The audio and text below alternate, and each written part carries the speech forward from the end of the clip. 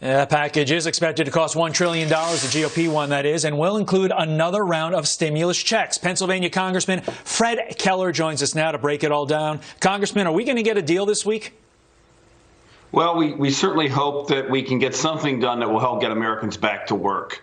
We need to talk about what we already know. We already know that we passed $3 trillion, and as it was just said, there's still about $1 trillion to $1.5 trillion left. Here in Pennsylvania, the state treasury still has about $1.3 billion left that was appropriated. We need to focus on getting Americans back to work. That's what they want to do. The greatest economy in the world was created with the American people under the leadership of President Trump. He's perfect to lead us back in a great American comeback, but we can't just be lumping more debt upon our kids and grandkids. What we need to do is we need to be smart about this, and it needs to be focused on liability reforms and really tailored to those industries that need help the most. Let's take a look at the federal COVID relief that's running out right now. That includes the eviction ban ended on July 25th.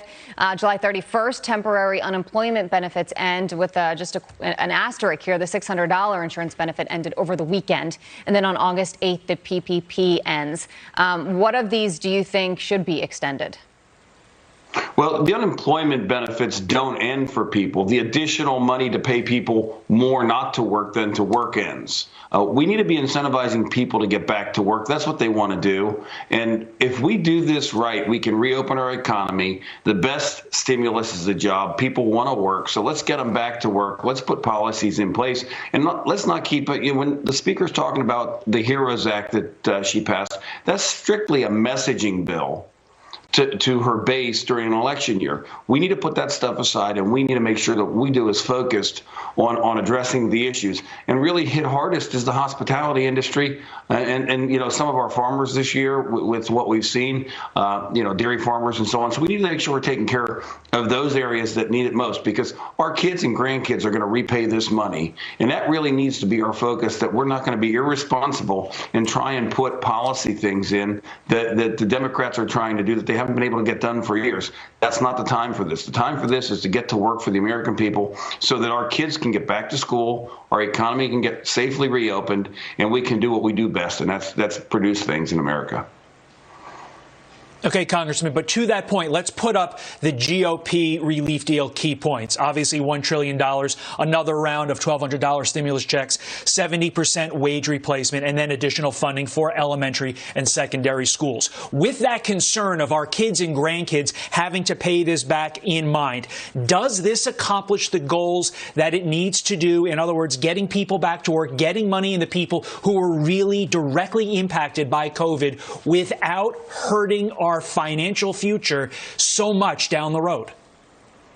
I think it certainly does a lot better than what the Speaker's been talking about and Leader Schumer have been talking about in the HEROES Act. And when you're talking about the unemployment benefits, that does provide the unemployment benefits that most likely would have been provided under normal circumstances when somebody loses their job or is out of work. But, you know, we have a lot of people that are ready to get back to work, and that's what I've been hearing across PA 12. We want to reopen our economy. We don't want to rely on dependence on a government program. We want to be independent. We want to earn our living. We want to do these things because the people of PA 12, the people of America, understand who's going to pay this bill, and they want to get back to work. Nancy Pelosi was on programming yesterday on CBS, and this is what she had to say. We'll get your response on the other side. The reason we had $600 was its simplicity. And figuring out 70% of somebody's wages, people don't all make a salary. Maybe they do. They make wages, and they sometimes have it vary. So why don't we just keep it simple? What is your response to what she has to say?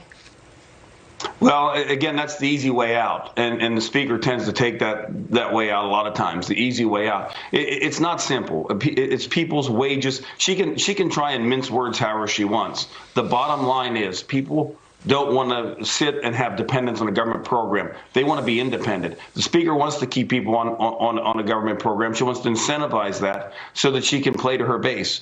And what we want to do is we want to make sure that people have the means they need to weather the storm here without lumping too much debt onto the next generation of Americans. And if the Speaker doesn't want to have those conversations, and I've told the Speaker that her HEROES bill just really doesn't accomplish the goals it needs to. It just puts people farther, our kids and grandkids farther in debt. yes, we need to help people, but we also need to help people with a hand up off of a government program and not keep them on dependence. All right, Congressman Fred Keller, thank you for your time. We appreciate it, sir. Thank you. I appreciate it.